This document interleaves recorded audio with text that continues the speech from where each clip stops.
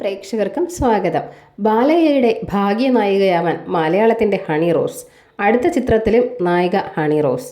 മലയാളത്തിൻ്റെ നായികാ താരമായ ഹണി റോസ് ഇപ്പോൾ തെലുങ്കിലും തൻ്റെ സ്ഥാനം ഉറപ്പിക്കുകയാണ്. നന്ദമുരി ബാലകൃഷ്ണ നായകനായി എത്തിയ വീരസിംഹ റെഡ്ഡി എന്ന ചിത്രത്തിലെ വേഷമാണ് ഹണി റോസിന് തെലുങ്കിൽ വിജയം നേടിക്കൊടുത്തത്.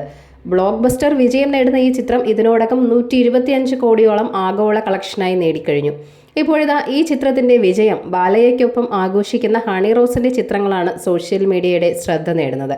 അതിനോടൊപ്പം ബാലയ്യ നായകനായി എത്തുന്ന അടുത്ത ചിത്രത്തിലും പ്രധാന സ്ത്രീ കഥാപാത്രങ്ങളിൽ ഒരാളായി ഹണി റോസ് എത്തുമെന്നാണ് സൂചന. അനിൽ രവിപുടി സംവിധാനം ചെയ്യുന്ന ചിത്രത്തിലാണ് ഹണി റോസും ബാലയ്യയും വീണ്ടും ഒന്നിക്കാൻ പോകുന്നതെന്ന റിപ്പോർട്ടുകളാണ് തെലുങ്കിൽ നിന്നും വരുന്നത്. വീരംസിംഹ റെഡ്ഡിയുടെ ഓഡിയോ ലോഞ്ചിലും വിജയാഘോഷ വേളയിലും വലിയ ശ്രദ്ധയാണ് ഹണി റോസ് നേടിയത്.